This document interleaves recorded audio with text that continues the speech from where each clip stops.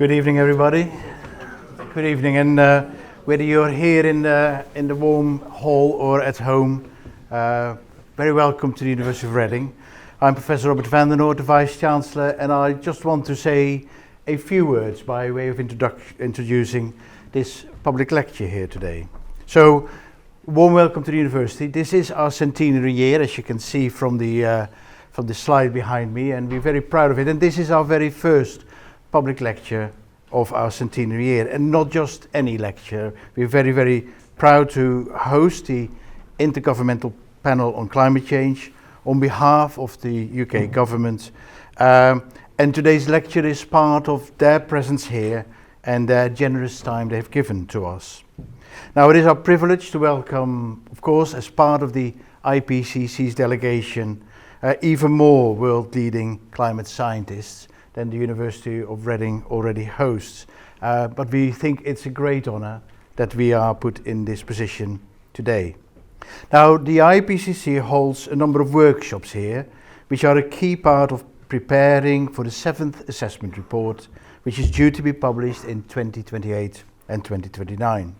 Now, these assessments reports inform international negotiations and give governments around the world a shared, trusted scientific foundation so they can make better decisions about how to mitigate and respond to climate change. The university, as I'm sure most of you know, has a long, proud and distinguished history as one of the world's leading centers of atmospheric science research.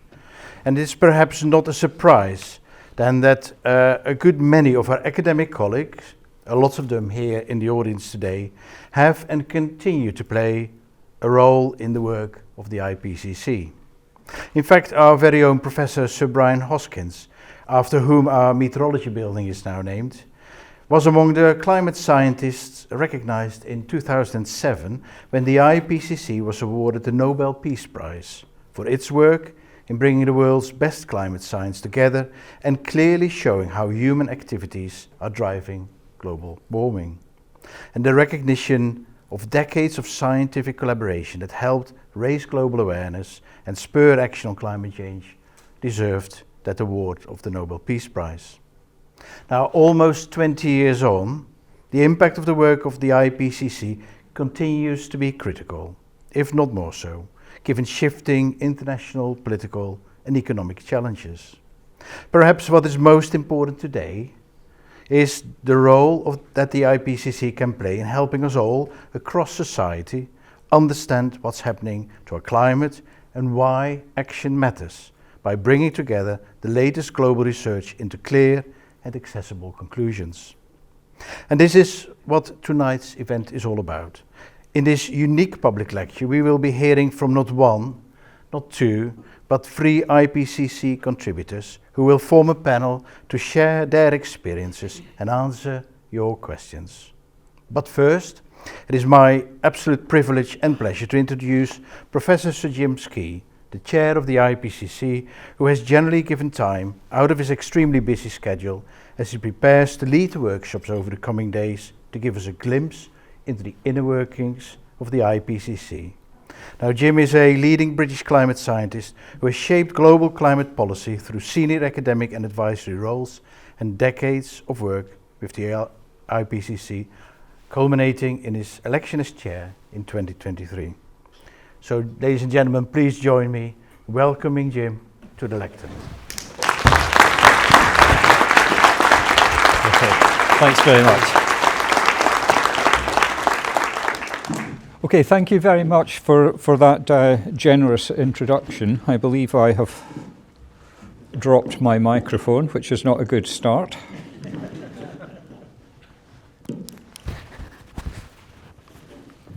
There we go, that should be better. And also big thanks to the University of Reading for hosting us here at IPCC for the next 3 days. It really is a valuable contribution. I won't read out the health and safety information. I'm sure you can read that effectively. And just to start off, I'm going to do 2 things within the next few minutes. One is to describe IPCC, and Have I lost this again? God. My speciality is supposed to be technological innovation. And just to say, I have actually managed, the microphone has split. Well, that's definitely new. I can get you a new one. Are you happy to use I think that would be good. Yeah, I'll. Have you got the other? Can I take the box of it? So I'll get you a fresh one. If you just use a handheld in the meantime, and I'll get you a fresh one of these. Okay, thank you. Low technology will keep us going. So I'm going to do two things effectively. I'm going to talk about what IPCC is and how it operates. And then in the second part of the talk, what I'd like to do is look at three topics that IPCC has been and will be addressing in its 7th cycle, and to look at the bridge we make between the knowledge we have confirmed already and how we will be filling the related knowledge gaps in the future. So 2 parts to it. So first of all, the role of IPCC. There is what it says in our principles and procedures to assess the scientific, technical and socioeconomic information relevant to understanding the risks of climate change and the potential impacts and options for adaptation and mitigation. And I would emphasize the words comprehensive, objective, open and transparent. And these are the things that are informing the workshops that we are actually holding this week at the University of Reading. It's not just about the pure physical science, it's about the socioeconomic aspects as well. And it's not just actually standing passively looking at the science, it's also about climate action, what we can do in response to the challenges we face. Last point to make, we are neutral with respect to policy. You will not find a recommendation in an IPCC report. You will not find the words should or must. Our job is to say what the implications would be of exercising different policy options. It's not to make recommendations which are up to our member governments. And I should say, just a reminder, we don't actually carry out our own research. What we do is assess the knowledge that's out there and bring it together and emphasize what is really known and where the knowledge gaps and where we have less confidence.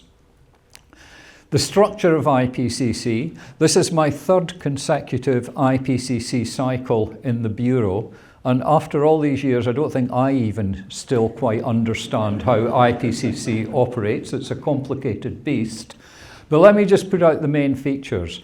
The clue is in the title, the Intergovernmental Panel on Climate Change. Intergovernmental is important because the governments effectively own the process and make the big decisions.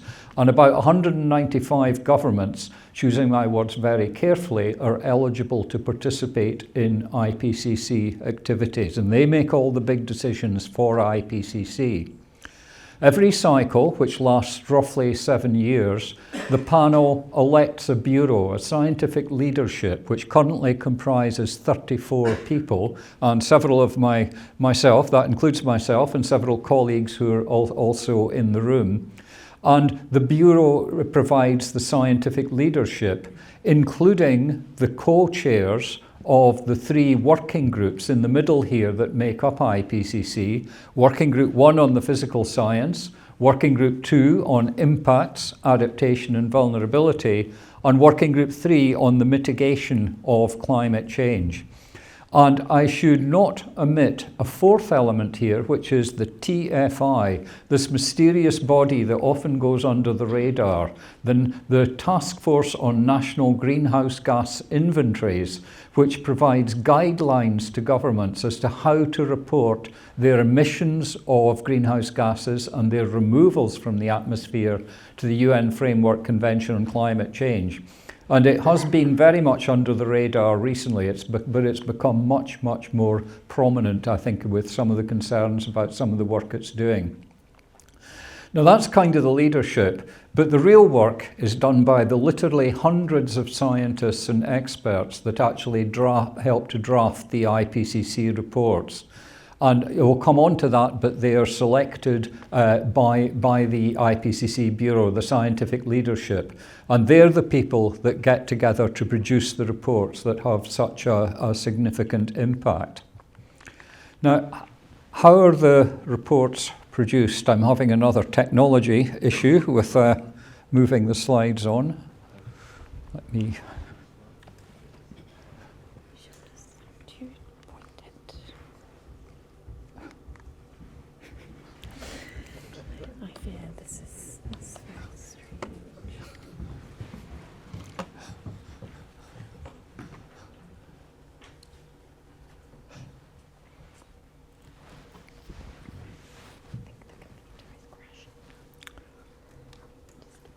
One of the main points in our last report was to say that climate action was all about the interaction between human beings and technology.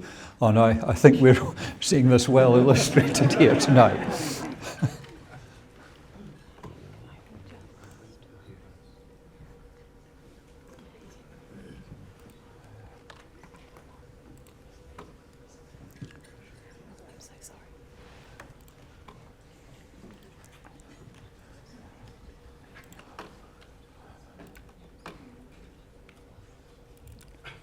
What I'm about to do, when we get the slides back, the next slide is actually illustrating a 10-point process by which we produce IPCC reports. And the point I wanted to emphasize here, this is probably the most elaborate scientific assessment exercise that is around globally. And it can take between 3 and 4 years between the time when the governments decide to produce a report and the point at which it is actually approved and made more widely available. I'm trying to pace my remarks here, looking at the progress on the screen. Now, just to say, at the start of the process, we don't appoint the authors right from the start. We start out by scoping the report, by having a scientific scoping meeting, which might be attended by 100 or more people. And the people involved in the scoping meeting actually produce an outline of the report that is going to be produced in draft form. That isn't the end of the process, though, because the scope or the outline of the report has to be approved by our member governments, as in step 2 of this slide, which I correctly remembered what was actually on it. Good. Okay, so governments have to approve the outlines of the reports, and they generally agree the chapter structure proposed by the scientists, but they may play with some of the greater details. But it's only once the outline is agreed that we can actually start appointing authors. And the authors are nominated by our member governments, by observer organisations, or by Bureau members, and the authors are then selected by members of the Bureau, the elected scientific leadership. Now, just let me say that at the moment we are generally getting 5 to 6 times as many nominations as there are places available. So that is a real challenge, trying to select people to actually produce the reports while respecting scientific quality and a balance from different parts of the world, balance between men and women. Once the authors are selected in terms of the formal process, after a couple of meetings, they produce a so-called first order draft of their report, which goes out for expert review. Almost anyone, subject to some kind of criteria, can produce comments on the report. And to give you an example of the burden of that, the cities, a special report on cities, which we have underway at the moment, had 30,000 comments on 5 chapters in the first order draft. And the authors have to cope with that, and they have to respond to these comments. Once they have another meeting, they produce a second order draft, which then goes out for government and expert review, and generally results in even more comments than at the first order draft stage. And it's only after they've got that comments that they can produce a final draft report, and importantly, a draft of the summary for policymakers, the shorter document that summarises the contents of the report. That draft of the summary goes out for government review again. It's once again revised by the authors, and it comes back to the famous approval sessions where the scientists and the governments get together, generally over the course of a week, an extended week, I have to say, in too many cases, to go through the summary for policymakers, paragraph by paragraph, line by line, and word for word, until there is complete consensus among all the governments in the room about the content of that summary for policymakers. And believe me, having been through and wielded the gavel on, I think, 3 or 4 of them now, this is a really painful process to pull off. And certainly a substantial amount of caffeine is usually needed by the end of it. And usually by the end of this is the point that we've got the publication of the reports. It is an elaborate process and one of the most thorough review scientific processes anywhere. And I just want to emphasize that point strongly. So in the 6th assessment cycle, which ran between 2015 and 2023, was extended by 1 year because of COVID delays. These are the 4 components of the final assessment report. A Working Group 1 report in the top left on the physical sciences, Working Group 2 on top right on impacts, adaptation and vulnerability, Working Group 3 at the mitigation at the bottom, the only one without abstract art on the cover, the one that I was responsible as co-chair of Working Group 3, and finally the synthesis report. I may say we could have a competition to guess where the mitigation report, where the photograph was actually taken, and I didn't know before we selected the pictures. It turns out that it's Findhorn in northeast Scotland.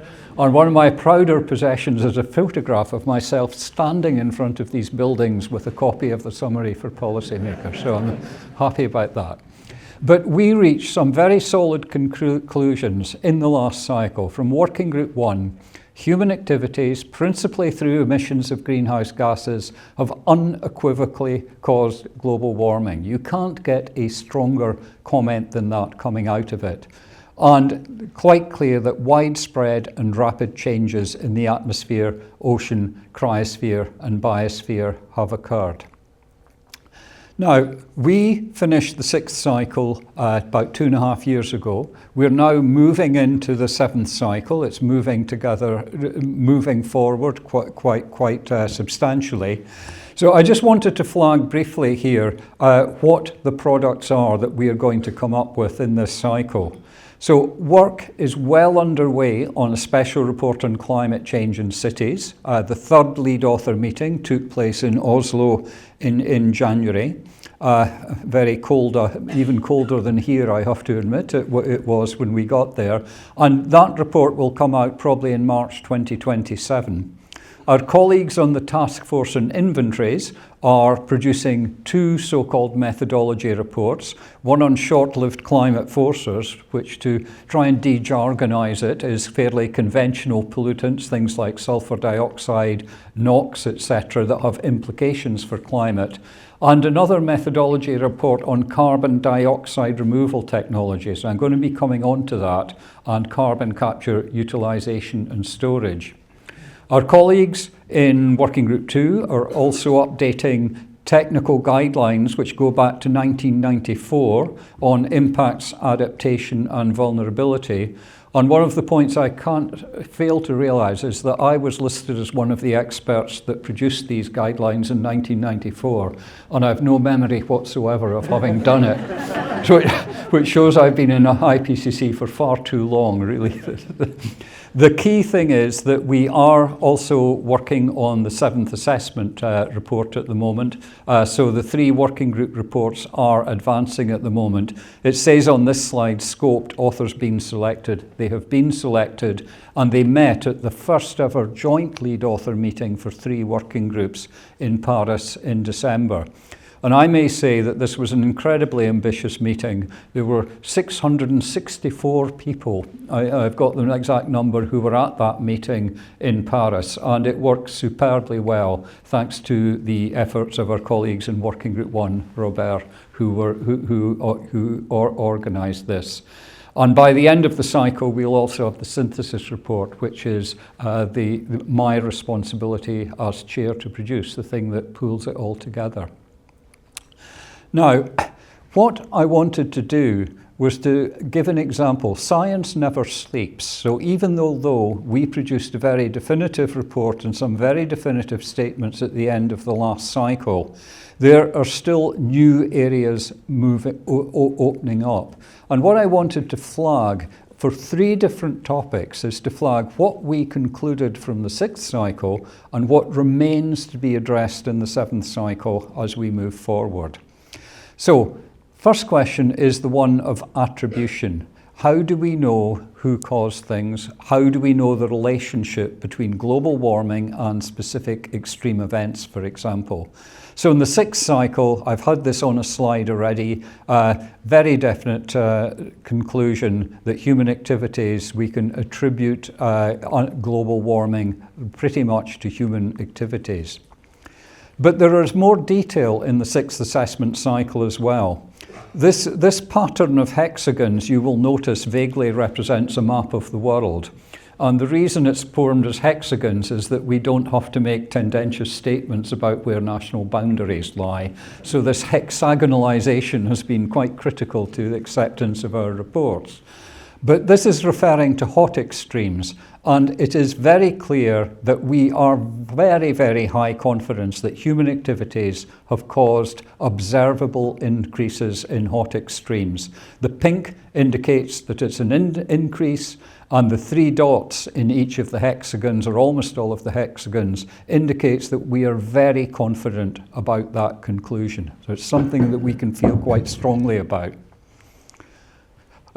Second topic, heavy precipitation. To give an example of something, we say it is likely that human activities are the main driver of the intensification of heavy precipitation, but we don't have quite the same high level of confidence that we did for the hot extremes. So again, the conclusion in most parts of the world, we conclude that there have been increases, but you can see that the number of dots in the hexagons is lower.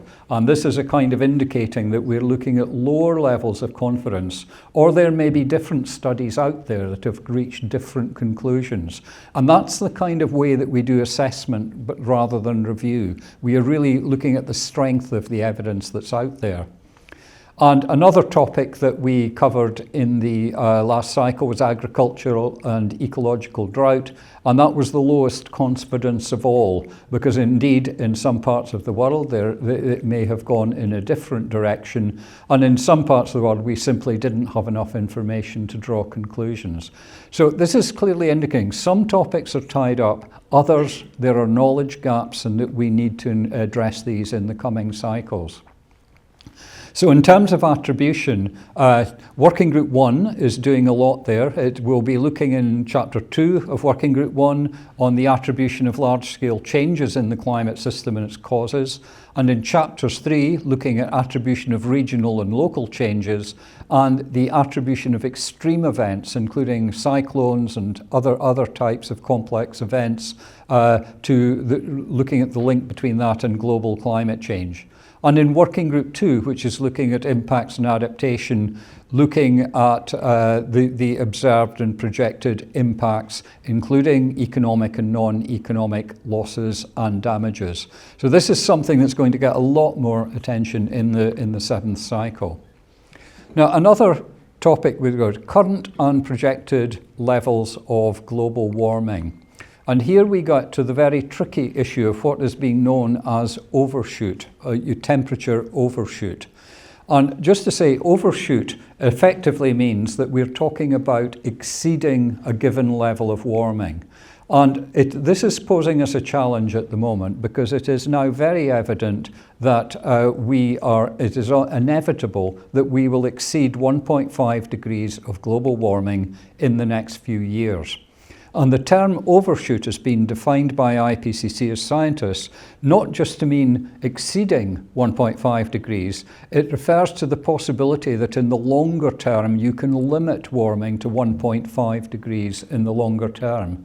So the question of overshoot is something that is coming up. Now, I've been criticised for this slide because I've proved provocatively that a single temperature pathway can both limit warming and exceed 1.5 degrees warming, which is actually true because you can exceed it in the short term but limit warming in the long term. And the way that we approach that is something that I'll come on to in the next couple of slides. Just to say, this isn't based on IPCC, it's based on the UN Environment Programme GAP report, but it's based on IPCC methodologies. Just to say where we expect global warming to go during this century. And I should say this is 1 year out of date. They have produced one more report since then. But if governments continue with current policies, the world could warm by 3 degrees by the end of the century.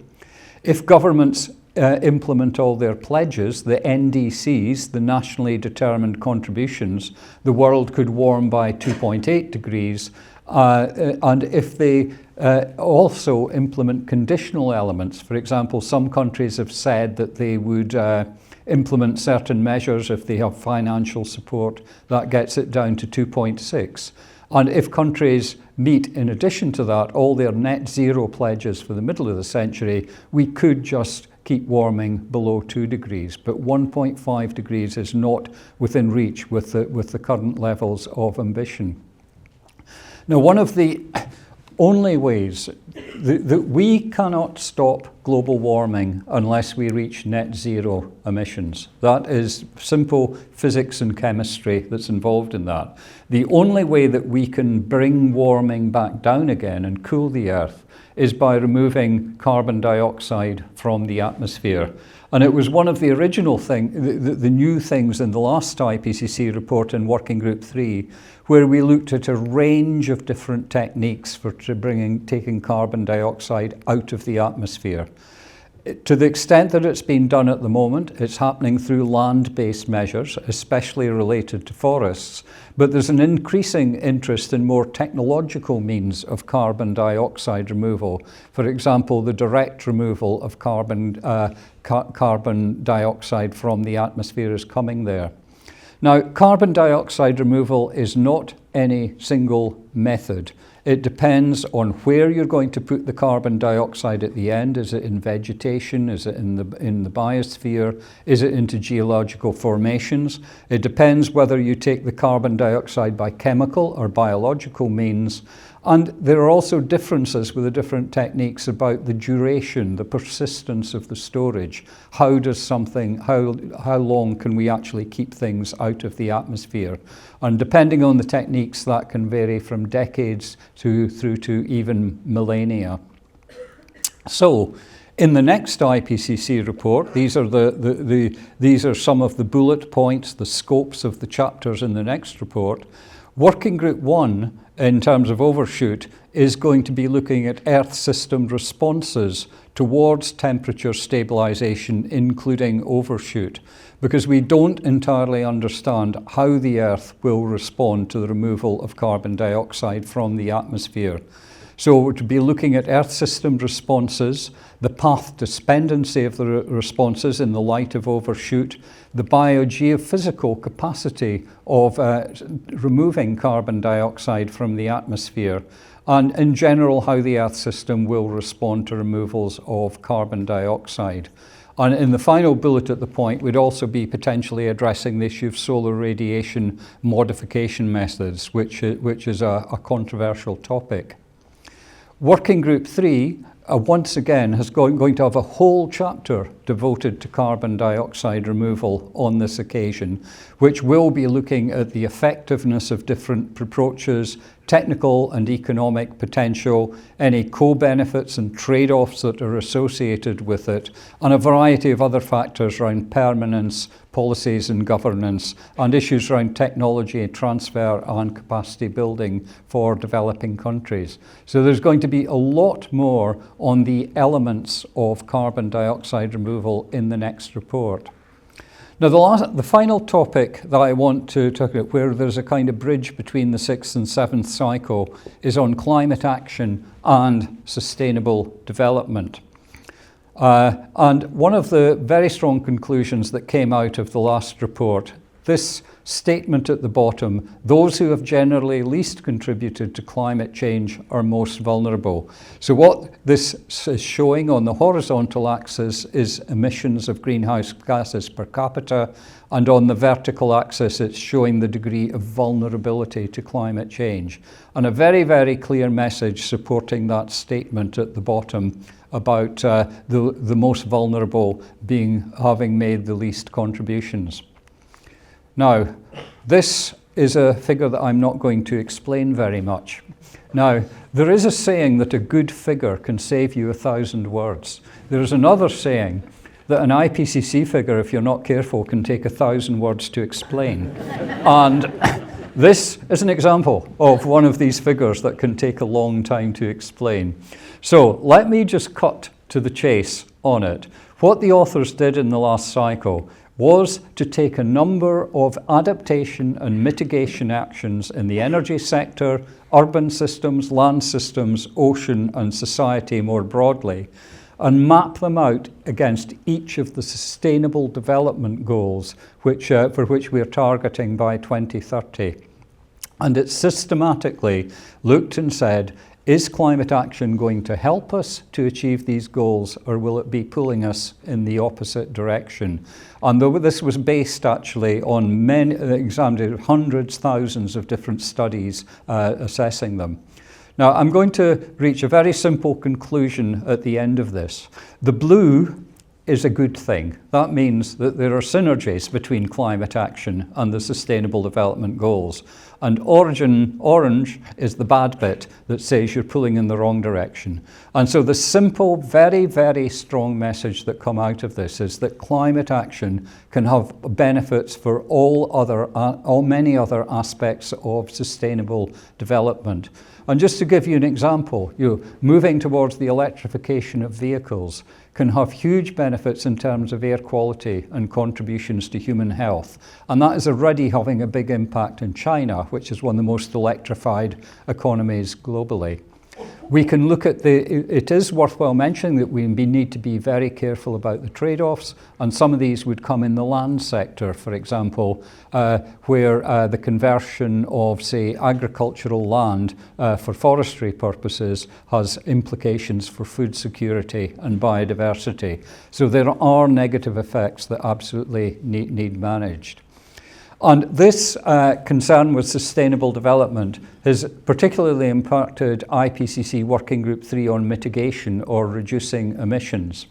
So it's got a whole chapter in the next cycle on projected futures in the context of sustainable development and climate change. That's what you might call the scenarios chapter, looking at the future of emissions.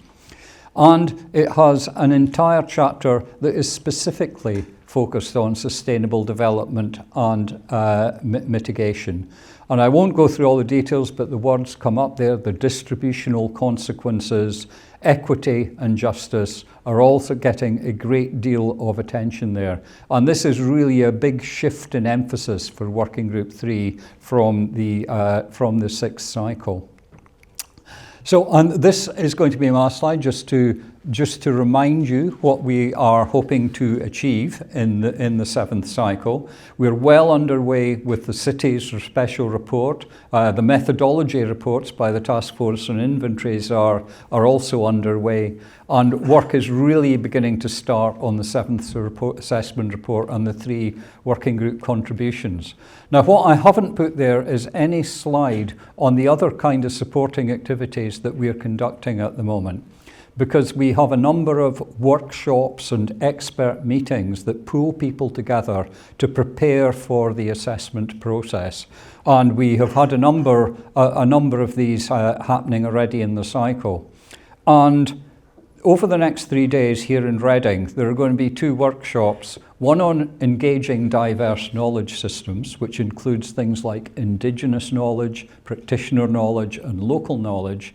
And there will be a parallel workshop on how we cope with this vast flow of information in which we're faced. So we will be looking at, for example, both the opportunities and the risks that an artificial intelligence poses for the IPCC activities.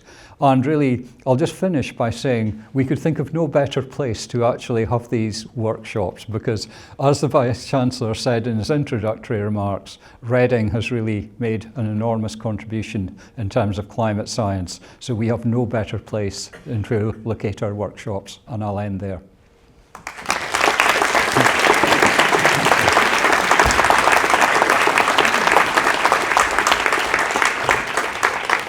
Thank you so much, Jim. I'm going to check that my microphone works. That seems to be going well. Yeah.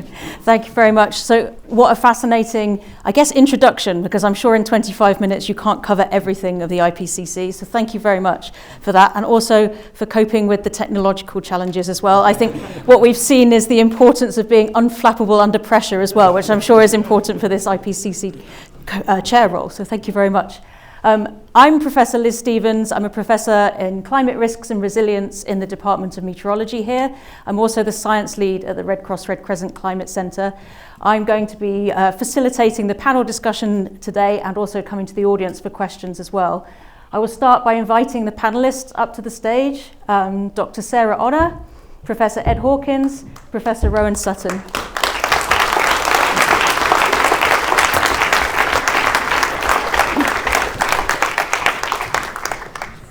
Great, so thank you very much, Jim. You've already introduced yourself, or you've been introduced, so we'll start with Sarah. Please, could you take a moment to introduce yourself to the audience? Good evening, everyone. So my name is Sarah Honour. I work for the Department of Energy Security and Net Zero in the UK government.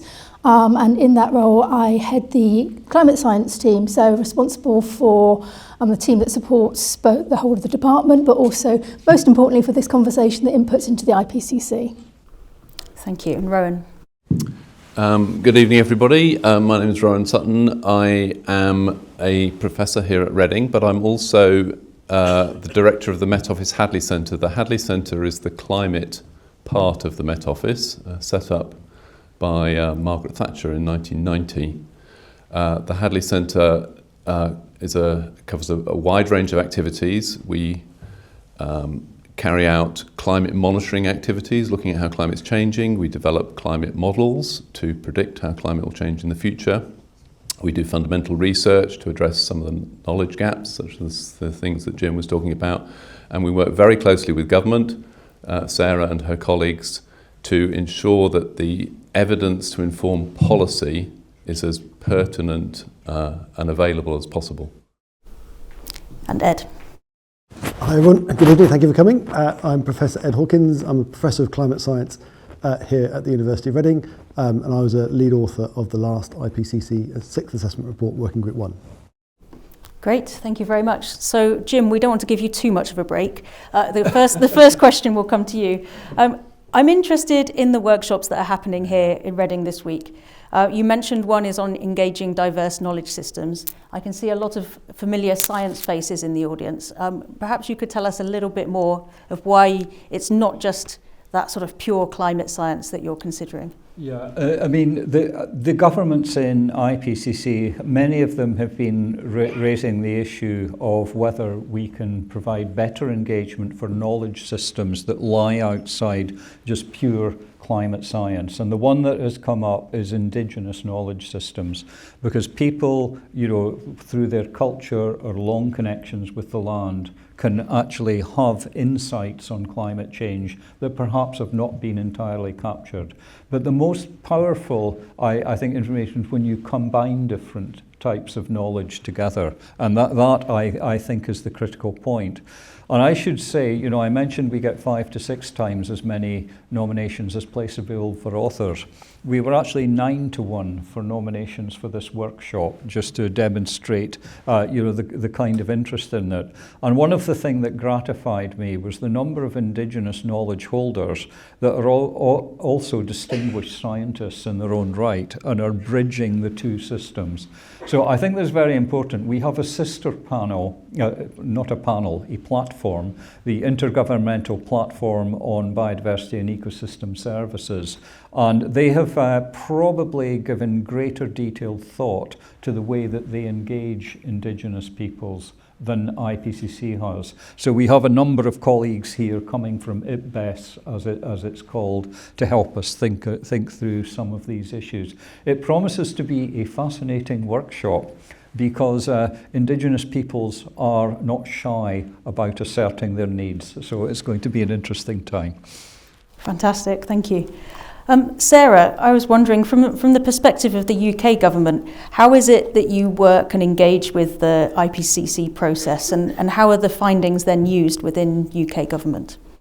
Brilliant. Yeah, so I think we do it in two main ways. The first is that we input into the IPCC, but secondly, we are a really important recipient of what comes out of the IPCC.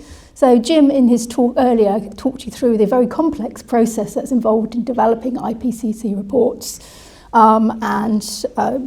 My team, on behalf of the whole of the UK government, input very closely in that process into the scoping of the reports to make sure that they answer the questions we're interested in as government, in reviewing those reports when they come out, and then finally in going through those reports in immense detail and sitting through those meetings that Jim mentioned that require a lot of caffeine to get through, to make sure that those reports really represent our needs and our consensus. So, we have to give and take. The reports have to be agreed by all governments, not just the UK government. So there's a lot of work there to make sure that we can support and engender that consensus to get those reports approved. But then once they're approved, we then use them in our government process. So as Jim said, the IPCC is the best and most comprehensive assessment of the climate science there is. And that's really important to us because actually there is consensus, there isn't necessarily consensus in the wider world about some of those scientific issues. So actually having a body we can point to and that authoritative view of the science is really important for us as government in making the case for climate action. And then using that science in the way we develop policies. For example, the UK has a net zero target. Now, that net zero target came from the Climate Change Committee, which assessed the science from the IPCC, and particularly the special report on 1.5. And it made that recommendation, which we took forward as government. And again, we use the science then and some of the scientific basis in the IPCC and some of the climate information we provide in our projections that the Met Office do for us in terms of then how we then use that to think about the adaptation needs of the UK, how we can prepare the UK for that future climate. And also one thing we do is then we support the UK authors, very important, to input into the IPCC and make sure that the system runs as effectively as possible. And then, so what was the second part of the question? Well, I guess how are the findings used? But I think you did cover some of that as well. Yeah, thank you. So Rowan, thank you very much. I know, Rowan, you work, as the Met Office, work very closely with UK government departments, but how is it that the Met Office works with the IPCC process? And I guess as well, what sort of exciting Met Office science should we expect to see in the next IPCC report as well? Okay, thanks, Liz. So, three ways in which the Met Office makes specific contributions to the IPCC. So, first of all, I mentioned the climate monitoring area. So, for example, we produce one of the key global climate observation data sets to show how global temperatures are changing. And of course, those are crucial resources for, not just for the UK, but for the globe, so that we can understand how climate change is unfolding in all parts of the world. So the monitoring activities are crucial. Secondly, in the modelling area, so we're privileged in the UK that we have one of the world leading climate modelling capabilities. So these are computer simulation capabilities to simulate how climate has changed in the past and then project how it will change in the future. So we produce the models that give us that capability. But then crucially, we also work with other centres around the world to bring the results from our model together with other models so that the IPCC can do the work of assessing across all the different lines of evidence to produce that consensus position. And we contribute to that coordination as well as producing our own model simulations. And then I said three, but I think I'm going to go for four areas, sorry. The third area is the fundamental research. So again, as Jim emphasised, there are areas where we still have real knowledge gaps. So in relation to how extremes are changing, and Jim illustrated that well, this is really important. If we are to design adaptation measures that are going to be robust and resilient to ongoing changes in climate, we need to understand the rate at which extreme rainfall events are changing, for example, and there are fundamental knowledge gaps in that area. That's the focus for research at the Met Office. And lastly, we contribute, of course, by contributing authors, as Jim mentioned. So there are 6 Met Office colleagues who are lead authors of the reports in the 7th assessment cycle, and they're contributing mainly in Working Group 1, the physical climate science, but also in Working Group 2. Great, thank you. So I noticed quite a mix of people in the audience today, but there are definitely a few early career researcher faces in the room. Ed, you've been involved in the IPCC process for several cycles now. I'm wondering if you can think back to that first time that you entered one of the meetings, and what was the experience like for you? Were you prepared for it? Did it surprise you? Perhaps you could say some more. Yeah, I guess the first time you meet the IPCC is through when you read the report, probably as a young researcher. And you see all the knowledge combined together in one place, which is a fantastic resource for all scientists to have at their fingertips. And so it's very valuable for scientists as well as for the policymakers. And then later on you might get involved as a contributing author, helping write a little section or a paragraph here or there where you have particular expertise. And then if you're lucky enough to be accepted as a lead author, then first of all, they're all volunteers, and I think that's important to emphasise. And it's also important to emphasise that they don't get paid. Right? This is on top of their day job. The lead authors commit hundreds, if not thousands of hours of unpaid voluntary time to write this report. Hundreds of people do that. And often it will involve late nights, particularly with time zone issues. You end up in a chapter with authors from all over the world. And so it is a lot of late nights, a lot of work outside normal work hours. And I think that needs to be acknowledged, that people give up their spare time because they see how valuable and useful it is.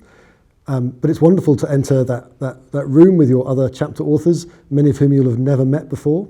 The community is huge, and you can build long-lasting, friendships and collaborations with those other scientists that you meet through this process. And although you may have an outline, as Jim highlighted, the outline is already set for you.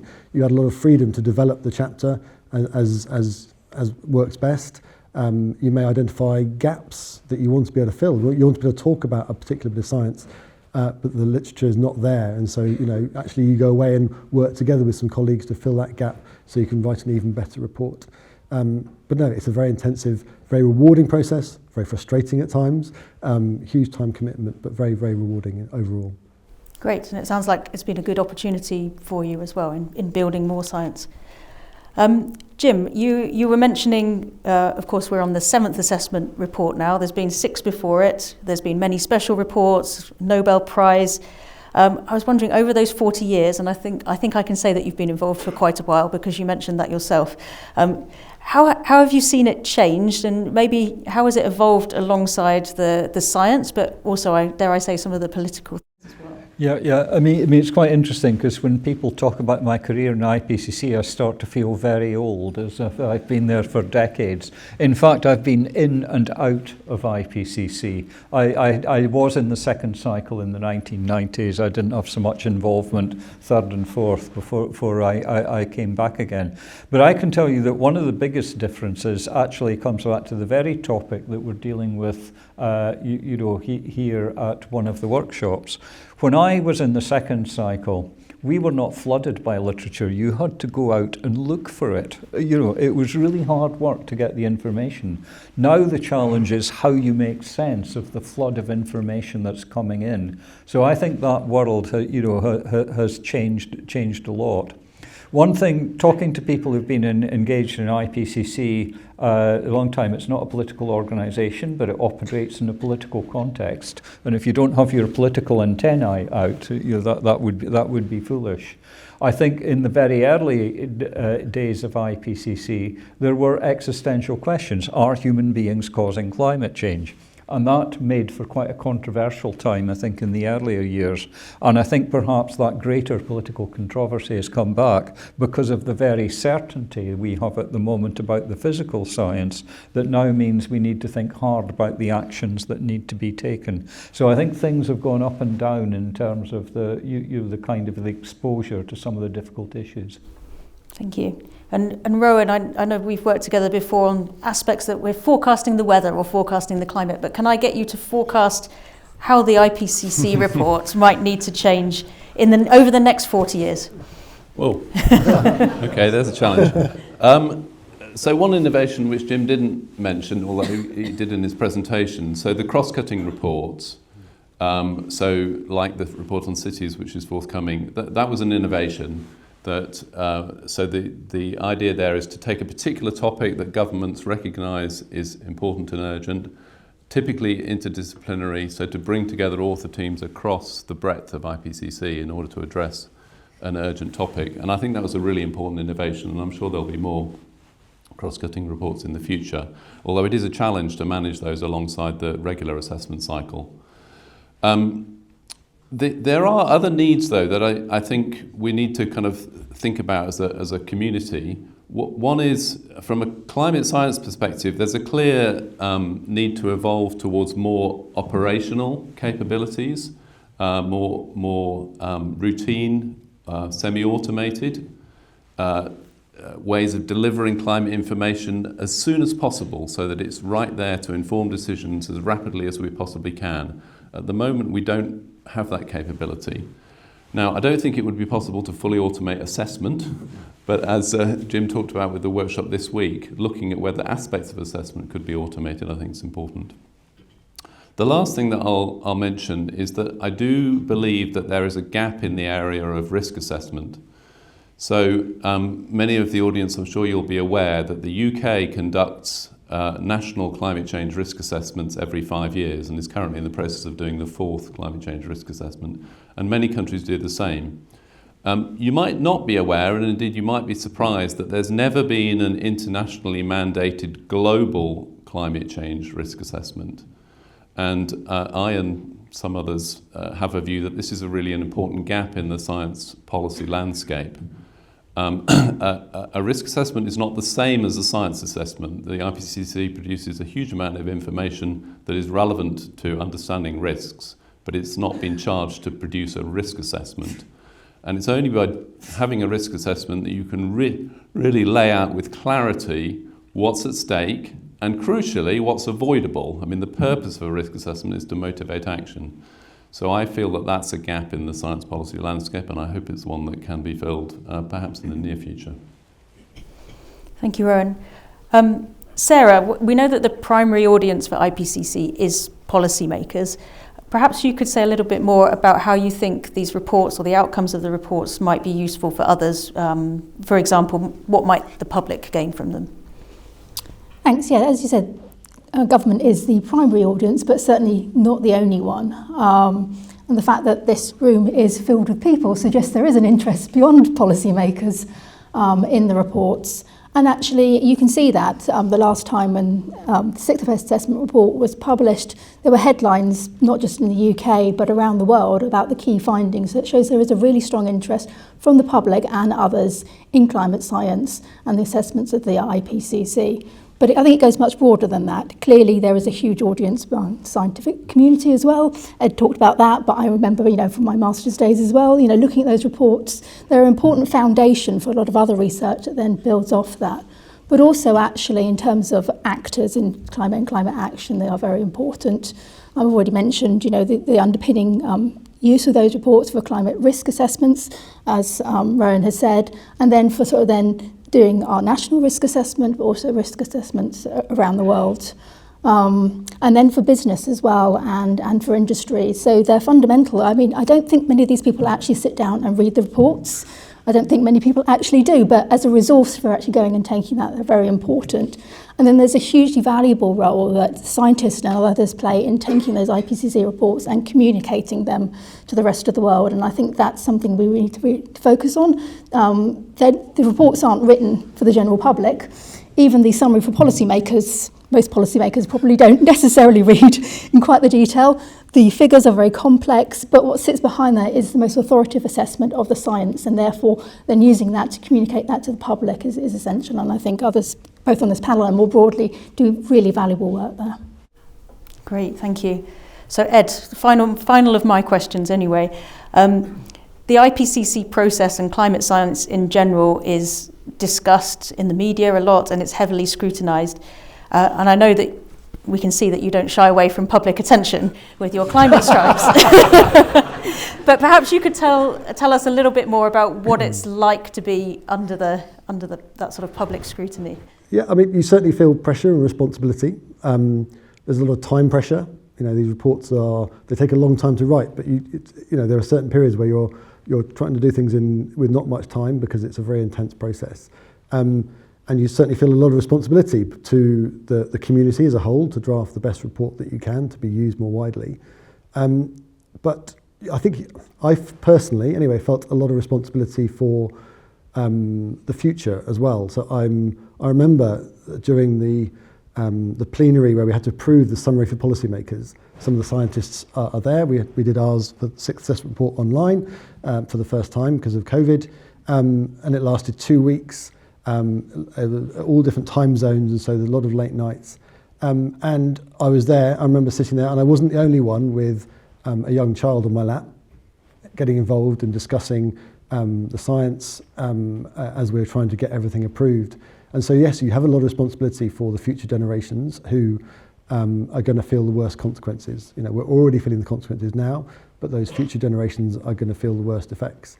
And so I was not the only scientist there holding a kid, but there were members of the government delegations also there.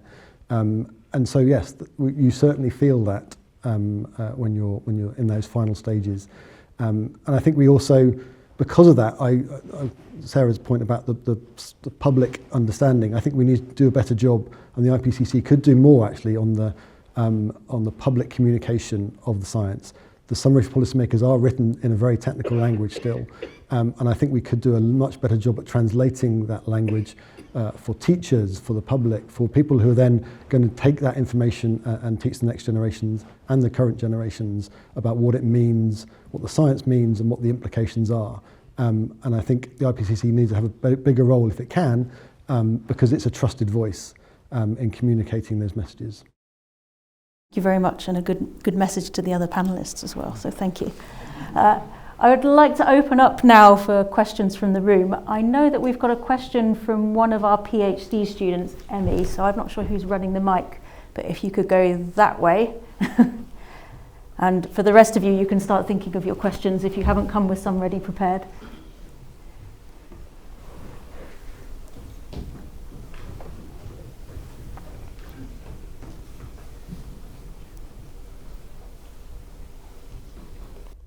Thanks, Liz. Yes, I'm Emmy Dean Lewis. I'm a second year PhD student here at the Department of Meteorology here at Reading. And I'm researching climate variability and societal responses in pre-Columbian South America. My question plays to your political antenna mentioned earlier, and about the impact of recent US decisions. So last month, the US left the Paris Agreement, and they've also announced they'll withdraw from the IPCC and the UNFCCC, taking effect next January. But what impact does that have on the work for NR7, the Assessment Report 7, and the IPCC more broadly? Really appreciate your comments. Thank you. I think this is for me. Is that Yes. right? Yeah, I usually get these ones. Yeah. So just to say, you might be surprised, but it has not had as much impact as you might imagine. What the IPCC rules say, we don't have a membership list. We have a statement that says that any country that's a member of the UN or the World Meteorological Organization can participate in IPCC activities. So people don't withdraw necessarily in that active kind of way. And in fact, the United States did not participate in either of the plenary sessions that took place in 2025. So the announcement effectively has made no difference. It's just confirmed the kind of practice that we've seen already. The bigger concerns for us, we have a co-chair of Working Group 3 on mitigation who's based in the United States. She's now moved to the University of Maryland. She was elected by the whole membership of IPCC, and she's continuing to do her job and fulfill the role. And we also have 50 US-based authors in the 7th assessment cycle as well. And they were nominated by US observer organizations in a process facilitated by the American Geophysical Union, and their travel and subsistence is being supported by US-based philanthropies. So the US, as the US citizenry, is still engaging in IPCC, and I think I would make that point. But just to say, in terms of who does not participate in IPCC meetings, we have 195 countries eligible to participate, choosing my words very carefully. We typically get 110, 120 countries at any one time. One country we regret anybody not being there, but one country more or less, the meetings work with or without them. Thank you. Any more questions? There's one in the middle here. Just right in the middle of the room.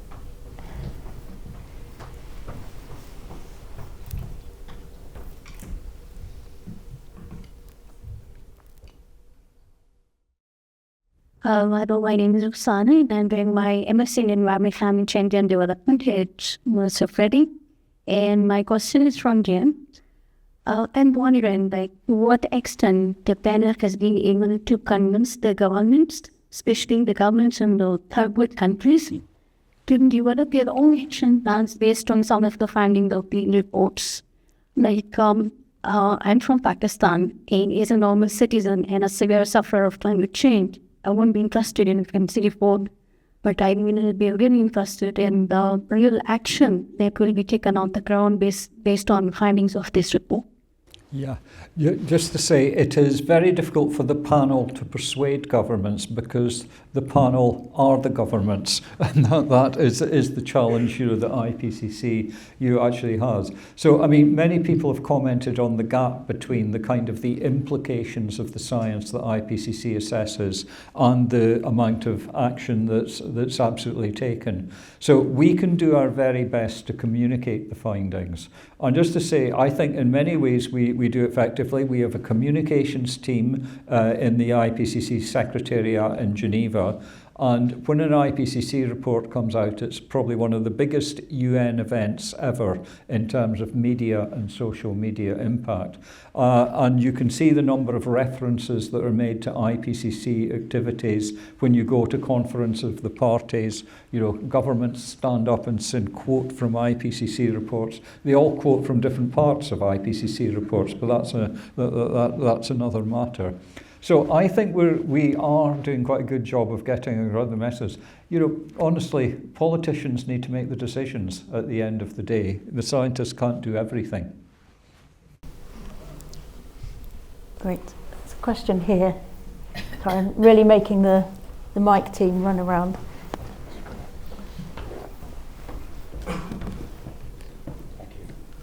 Hi, my name's Chris, and my layman is just very, very worried.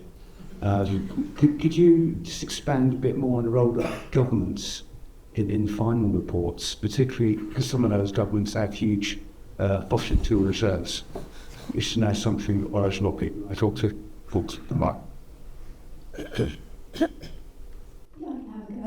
may have a different view. The IPCC almost shouldn't work because actually the summary for policymakers needs to be agreed by consensus by all the parties that are there. And sometimes it is very tricky. But ultimately it is a science-based process. The science is there, and the scientists are there to defend their science. And we as the UK work very hard with the scientists and with other countries to actually make sure that science does get out there. And ultimately it is a slow process. We stay up quite late at night. Sometimes things get removed that ideally would still be in there. But ultimately the importance about the IPCC is it is by consensus. It is that something we have all come together and agreed is the core science. There will always be some bits in which some things that haven't yet been proven that the science isn't quite there on, that we can't agree, we can't put that in there. But ultimately, as you saw that statement that Jim put up, that the climate change is unequivocal, that was something we all agreed. So if it was just the UK, it would be a slightly different report, but it wouldn't have the weight and the status that the IPCC has. But I agree, it is sometimes quite a painful process. Maybe I can just add one thing, because it's a consensus document between the governments and the scientists. So certainly when I've been chairing meetings, if you're getting into a particularly difficult stage, you will turn to the scientists and say, is this compatible with the underlying science? And if it is not compatible with the underlying science, it's not going through. Our sister panel on biodiversity and ecosystem services had a plenary session approving a report on business and biodiversity. It was actually in Manchester last week. And there was a very specific example there where the authors turned back propositions by governments because it was not compatible with the underlying science. Thank you. There's a couple of questions back there.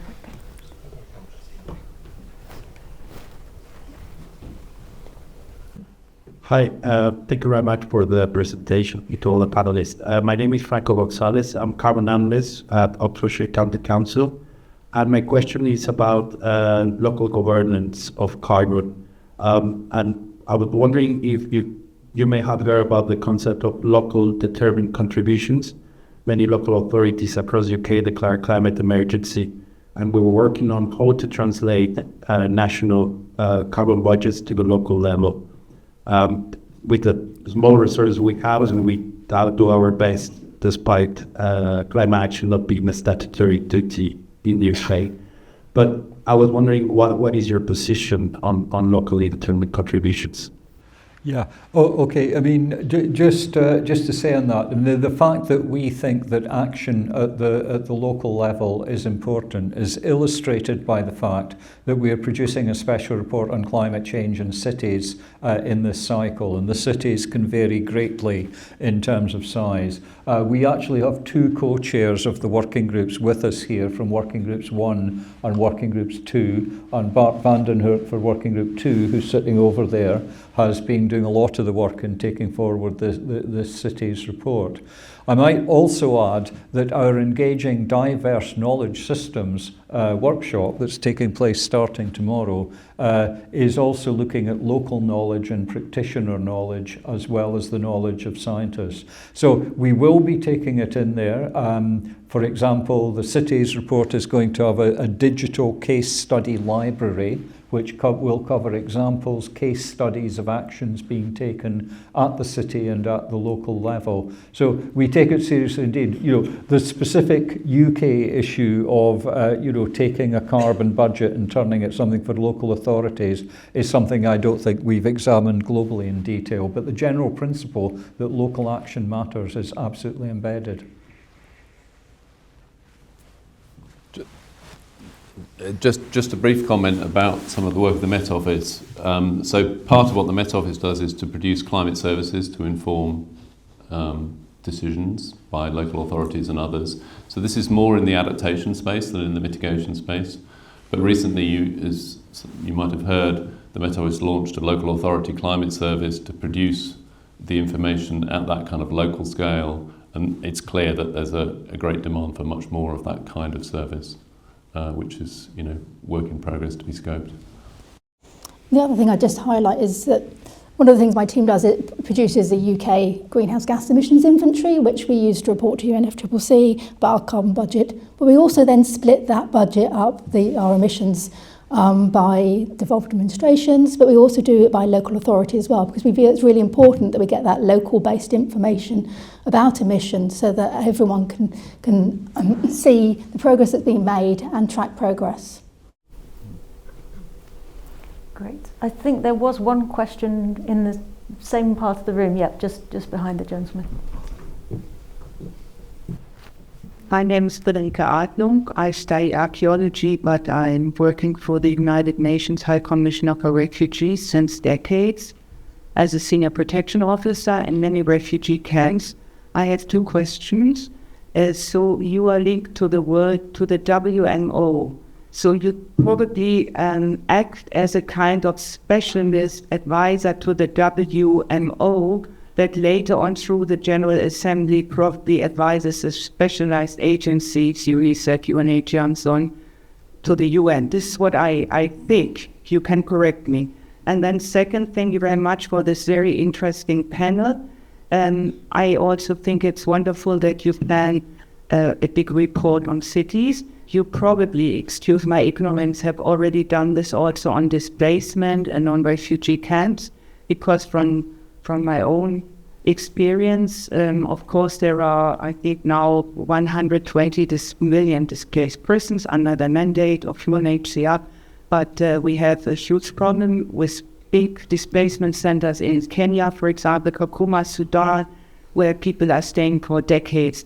And we have, of course, observed that big host countries like Kenya are increasingly getting anxious and want these people to return, also because of climate implications.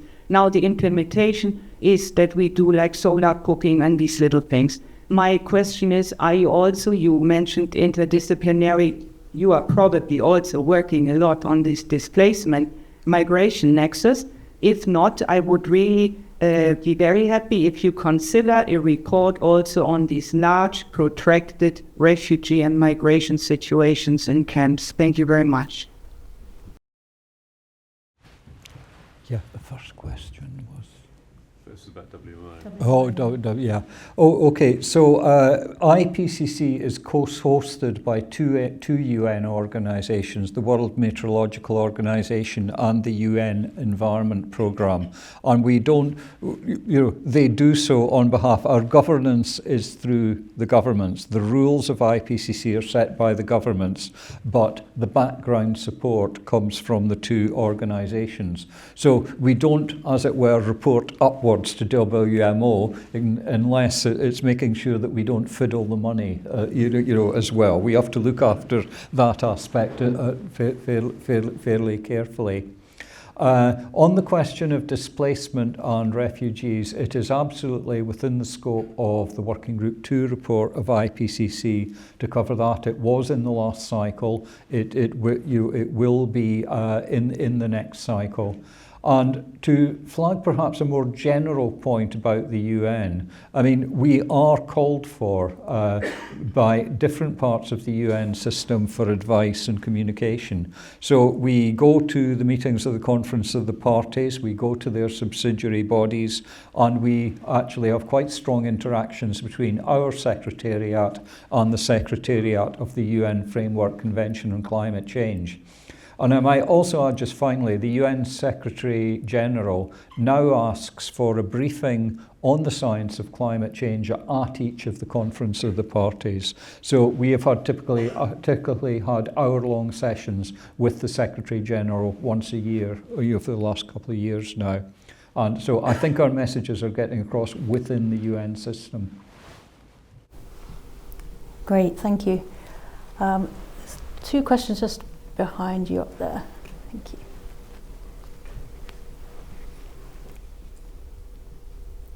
you. Hi, so I'm Nishit. I'm a first year PhD student in the meteorology department.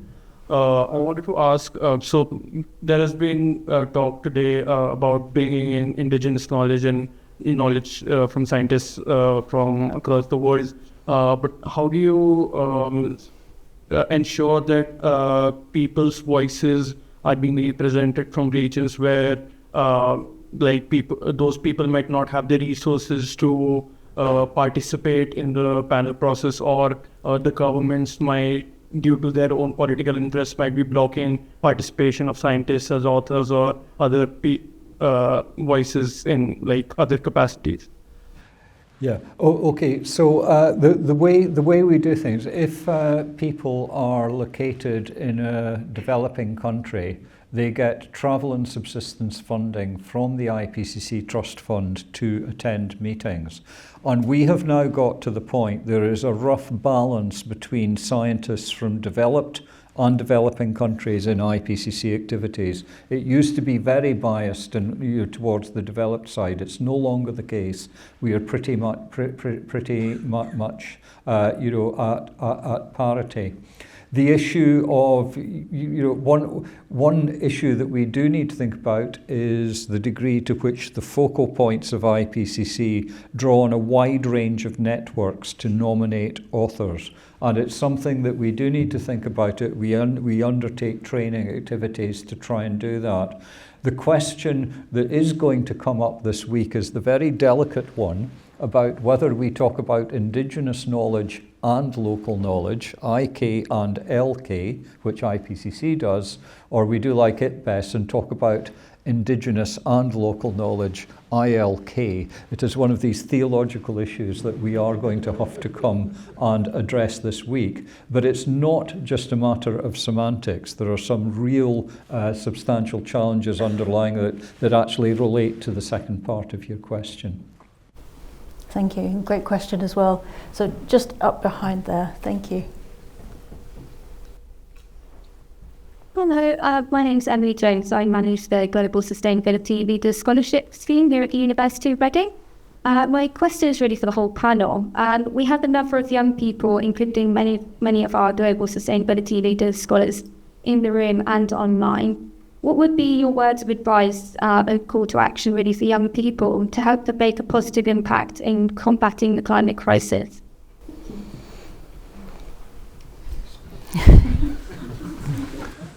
Okay, I'll kick off. I mean, the thing that I always want to emphasize again and again is that, because some of the reporting kind of suggests otherwise, that the future is not determined. The future of our climate is not determined.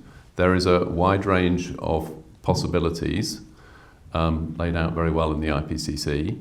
And what happens, how much further warming we have, whether warming continues for many decades or centuries, or whether we halt global warming and deliver a stable climate, a livable planet for all is a phrase that David Lammy's used and others. Which of these possibilities happens depends on greenhouse gas emissions over the next few decades. And these are not determined. So this is we have a huge level of agency. And we have to make that very, very clear. Now, we all understand, exercising that agency is very complicated, but it needs all of us in all the ways that we can imagine. It needs leadership in many, many different corners, in many different ways. It needs effective communication. It needs engagement with, in all societies, in all sorts of different ways. But there is that huge agency. And the other side of agency, of course, is around the resilience and adaptation side. Again, the damage from extreme weather and climate events is not inevitable. We can limit that damage by a whole range of ways, again, very well laid out in the IPCC. And we need to do that. We need to put in place those mechanisms. In the UK, the Climate Change Committee is in the process of producing, for the first time, what's going to be called a well-adapted UK report. So this is a vision of what the UK needs to look like in order to adapt well to the changes in climate that have already happened and those that are going to happen further. So we have huge agency. There's a vast amount we have to do. We need everybody on board. The young leaders in the Reading Fellowship Programme, I'm sure, can make huge contributions. Okay. Looking at the age profile, I'm not entirely sure we're the best people to advise, but I'm going to do my best. I agree with what Rowan has said, but one other observation I would make is I think over the last 10 years, I've seen a real change in actually the desire for organisations to really listen to and engage with youth. Current government is very keen on listening and hearing, and there are, things being put in place, but also, the UNFCCC negotiations, there's a really strong emphasis on youth voices, but in supporting people to come together and not only to express their views so that they can be listened to and taken account of, because it's really important. The decisions we make now will have implications for many years to come. So actually recognising that and putting in place the structures both to formally listen to people, but also then to support people to take action and have the agency which Rowan was talking about. So I might add, I think we need more conversations and more stories. So I think we need more conversations. I think we need to encourage the young people particularly, but many others to have conversations about climate. It can often be quite a difficult thing to talk about that we might shy away from, but I think we need to try and get over that and talk about the actions we're all individually taking. Talk about whether you've got a heat pump at home, or whether you've got an electric car, or whether you're cycling more, or walking more, or changing your diet in any small way. And talk about it with your friends and your family and your colleagues, to make it normal, to make it something that we're all doing. So I think we need to have more conversations about the choices that we're all making, because I think that we will listen to people who are our friends and our family and our colleagues, who we live in tribes, if you like, and we trust people that we share experiences with, and so having conversations in our own groups I think is really important. And we also need to tell better stories about the opportunities we have in making different choices. We need to show that the choices we make can make a difference. We need to demonstrate that we can recover from disasters as well. We can talk about, when we do have weather-related disasters which are made worse by climate change, that we can recover, and tell the stories about how communities are responding. We need to tell stories about the actions and the positive view of the future that we might choose to live in a world where we're more sustainable and less reliant on fossil fuels. There's lots of good positive stories to tell to act on that agency that we have. Great. I'd like to take one final question before we wrap up. We've had lots of arms up. I think we've just got one there already, so yeah, go ahead. Thank you. My name is Peter Hensel. I'm a member of the wider public, not involved in climate science. I'd like to ask the panel the question, and excuse my ignorance. How is the IPCC funded? How does it maintain its independence and shield itself from lobbyists? Okay, I mean, very, very briefly, it has very dispersed sources of funding. The Secretariat is funded partly by contributions by the World Meteorological Organization and UNEP. Other parts of it are supported by a trust fund, which is supported by voluntary contributions, mainly and not exclusively from developed countries.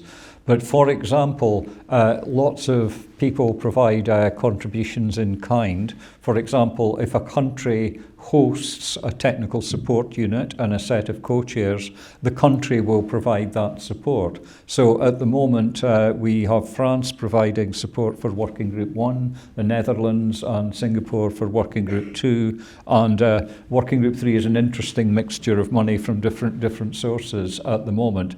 And I might say that I was the co-chair of Working Group 3 in the last cycle, and the UK very generously supported the technical support unit for that, including support for my colleague in Ahmedabad in India. So it's a mixture, and it's not a science, it's an art, raising funding for IPCC. Great, thank you very much. Can we all give a big thanks to our panellists again?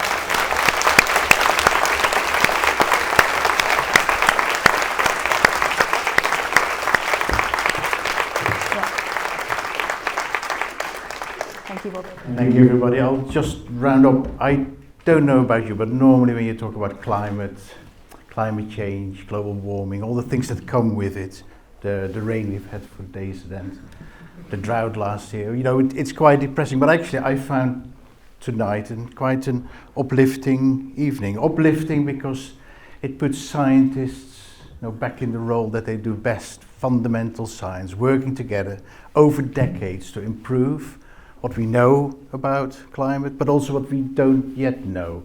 And I think that goes to the heart of what the university does. But I think the IPCC, more than anything else, and any other organization, has shown that over a very long period of time, we get better and better and better at understanding the future scenarios. And as Rowan said, of course, it's not fixed because these scenarios there exist for us to take action on. And then that comes me to the second thing. The whole idea of having indigenous knowledge brought in says something about it. We can all be experts in this area. You may not be the expert in understanding the climate science itself, but an expert of how human behavior can be influenced to just make that world a better place and hopefully allow us to live on our planet a little bit longer if we all work together. Thank you very much. Jim, I wish your IPCC and the workshops a very good conversation over the next few days. Thank you for coming here to Reading and doing all this. Panel members, thank you. I know some of you will be working very hard over the next few days alongside Jim as well. Ladies and gentlemen, thank you very much for coming tonight. Thank you.